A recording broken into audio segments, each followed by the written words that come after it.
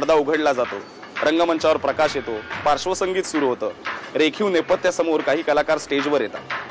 आपण या कलाकारांचं कौतुक करतो, त्यांच्या अभिनयाच्या प्रेमात पडतो.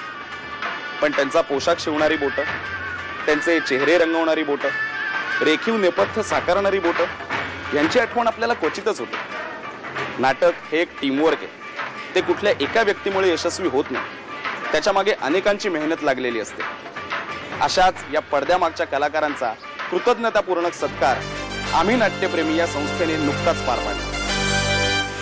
रंगभूषाकार कृष्णा बोरकर, कुशल नेपथ्य व्यवस्थापक सीताराम कुंभार, ज्येष्ठ अभिनेते सुहास भालेकर या तिघांचा सत्कार मधुर भांडारकर यांच्या हस्ते करण्यात आला. कोणाचा विश्वास बसणार नाही, पण मराठी रंगभूमीवर असलं आश्चर्य घडलंय. इथं एका कुंभारानं सुतार कामात स्वतःला झोकून दिलं आणि तो त्यात इतका तरबेज झाला की एखाद्या सुताराला देखील साध्य होणार नाही अशी कमाल त्यानं प्रायोगिक रंगभूमीवर दाखवली. त्याचं नाव सीताराम किसन कुंभार, सर्वांचा लाडका बॅकस्टेज वाला मामा.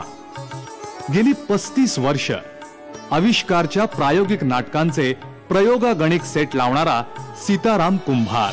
मी गेले 41 वर्ष इथं काम करतोय बॅकस्टेज म्हणून रंगमंचावरती. सुरुवातीला शांताराम विचारेने सांगितलं की तू बॅकस्टेज म्हणून काम करायला लाग, आणि इमानदारी केलंस तर तू खूप मोठा होशील.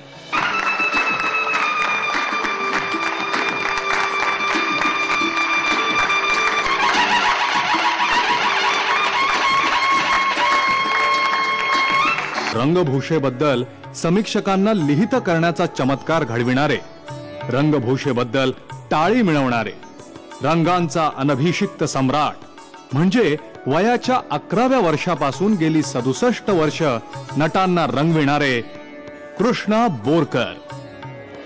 मी कामगार रंगभूमीवर 1943 साली सुडाची प्रतिज्ञा या नावाच्या नाटकानं सुरुवात केली. ज्यावेळेस तुम्ही एखाद्या नाटकासाठी किंवा सिनेमासाठी कॅरेक्टर निवडता, ती कॅरेक्टर जवळजवळ त्या भूमिकेला साजेशी असते, परंतु 100% नसते ती.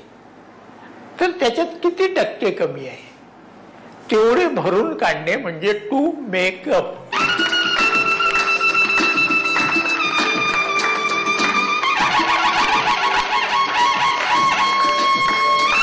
काही काही नट असे असतात की त्यांना पाहिल्यावर हा माणूस नट बीट असेल अशी पुसट शंकाही मनात येत नाही.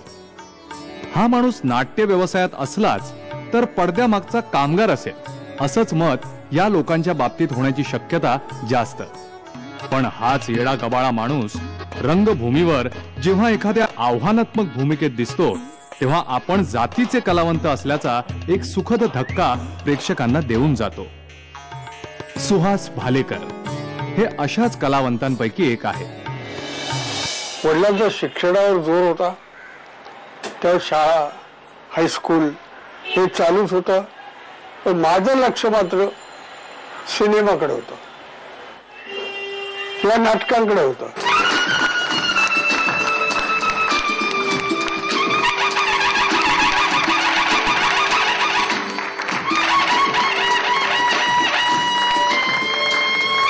माझी शुभेच्छा देतो सर्व विजेत्याला,